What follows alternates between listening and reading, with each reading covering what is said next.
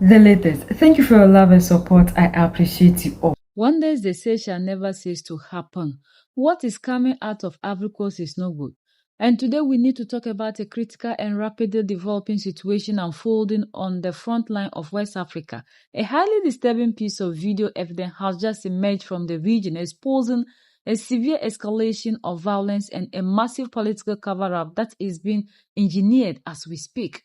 We are going to break down exactly what is happening on the ground, look at the evidence that has been captured on camera, and analyze the dangerous narrative that authorities are trying to push. This is a direct and filtered look at the crisis that demands our attention. The situation centers around a video report delivered by analysts on the ground at Traore.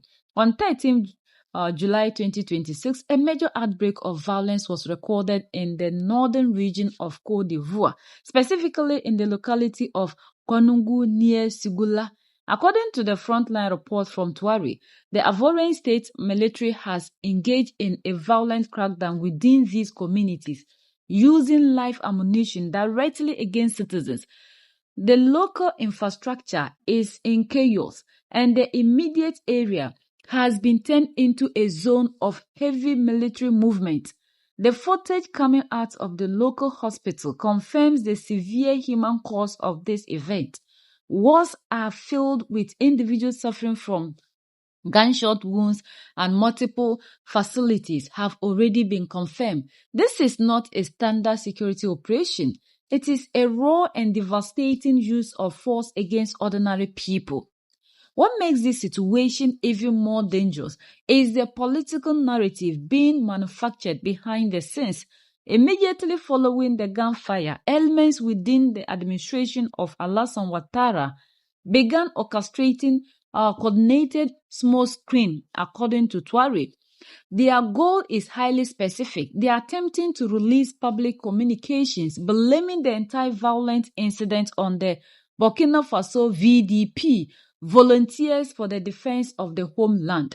The VDP are community defense volunteers operating within Burkina Faso to protect villagers from armed threats. By pointing the finger at them, the Ivorian authorities want to create a massive distraction, shifting the blame away from their own force and potentially sparking a dangerous cross-border misunderstanding.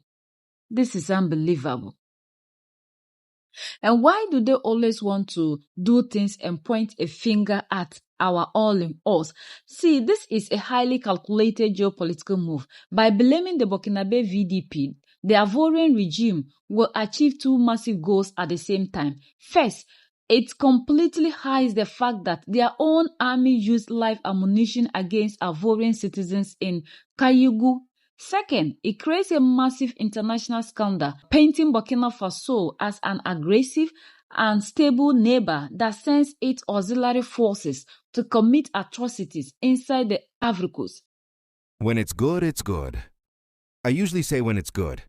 It's okay, but this time, the air is very serious. At the level of the Ivory Coast of this 13D 2009-26. The elements of blood Draman Ouattara, Ivorian army firing live ammunition at Ivorians. Even terrorists can't behave like that. It happens in Seguela to something in a locality of Seguela. To Koinko brother, I let you watch the video. And I invite you to share it as much as possible now. They are there made a plot to put this on the VDP. Burkinabe man, the plot has just been destroyed. I invite you to follow the channel, and I invite you to share it to the maximum top it's on.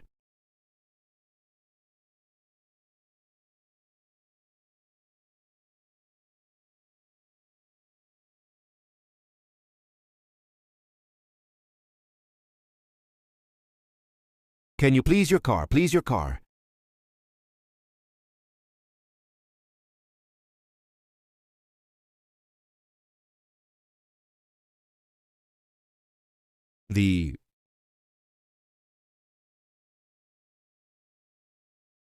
Guys, share this video as much as possible currently. They are here to make a plot to put this on the VDP Burkina B, while already even we have already les images. The cargo ships that you see there are the cargo ships of the Ivorian army. These are not the VDP, but they are here making a plot to say that to make a statement saying that It's it the is VDP. We have already seen the scene, even the people who are in the hospital there. I have the video here, me, the injured. Several months I have the videos. Here, share this first. And I come back, share as much as possible, my brothers and sisters. This manufactured narrative is clearly designed to trigger a serious regional conflict and justify a harsher, more aggressive military stance along the shared border. However, Touare argues that this entire deception has completely fallen apart because the authorities failed to control the flow of raw digital information from the ground. In the modern information landscape, before a government can even draft a false press release, the actual evidence is already circulating among the people. The primary piece of evidence that completely destroys the government's plot is the physical transport vehicle captured on the scene.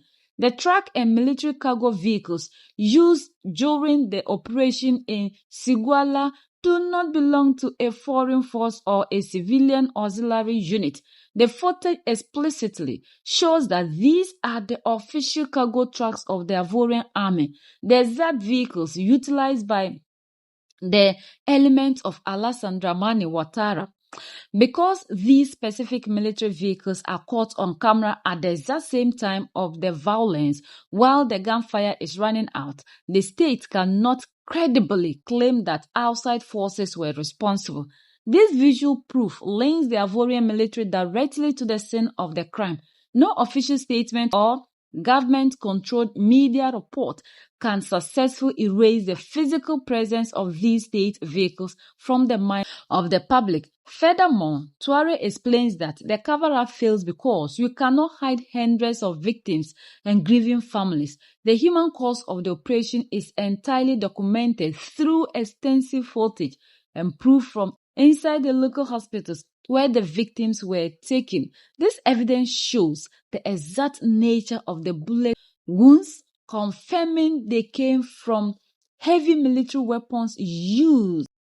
The existence of these hospital videos creates an obstacle for the state propaganda machine. If the state tries to publish a fake report blaming the VDP, the local population can immediately point to the hospital records, the identities of the deceased, and the eyewitness account from Koyugu. The sheer volume of digital evidence held by ordinary citizens completely overpowers the official channels of the state. This confrontation exposes the deep undercurrents of geopolitical tension currently splitting West Africa apart. On one side, you have the coastal states like the Ivory Coast, closely aligned with traditional Western partners and maintaining a specific political structure under leaders like Alassane Ouattara. On the other hand, you have the Sahelian states, including Burkina Faso, which have undergone radical political transformation, established new regional alliances, and relied heavily on local mobilization units like the VDP to handle their internal security and defend their sovereignty. The attempt to frame the Burkina Faso VDP is an extension of this larger regional rivalry. The coastal political elite views the military-led governance model in the Sahel as a direct threat to their own political survival, creating a false narrative that blames the VDP for internal Ivorian civilian death is a deliberate attempt to delegitimize the entire security model of Burkina Faso. It is a way to tell the world that the Sahelian forces are unstable, dangerous, and crossing international borders to commit atrocities. But as we look at this analysis, when a government resorts to firing live ammunition at its own citizens and then tries to blame a neighboring country's defense unit, it reveals immense internal weakness, not strength. It shows that the internal contradiction within the Ivorian security apparatus are reaching a point where they can no longer be hidden by diplomatic talks or official ceremonies. The fact that state forces are operating with this level of desperation inside Segula proves that the domestic political situation is far more fragile than the administration wants anyone to believe. Because the official state media cannot be trusted to report on these events accurately, the responsibility to spread the truth falls entirely on ordinary citizens and independent media networks. Touare emphasizes that the most powerful weapon against this high-level political plot is the immediate, wide spread of the raw footage. The strategy is to saturate the digital space with actual images of the Ivorian army trucks and the victim in the hospital before official government narrative can take root. This situation serves as a direct call to action for communities across the entire region. The goal of pushing this information forward is to create an unbreakable shield of truth that protects West Africa from a manufactured war. If the public completely understands that the Ivorian army was the one firing live ammunition in Koyugu, the state narrative completely loses its power. Exposing the plot in its early stages completely neutralizes its ability to spark an international conflict between the Ivory Coast and Burkina Faso. I don't know why the African will continue to be the one that will always point a bad finger at the brother, just trying to make the brother look bad.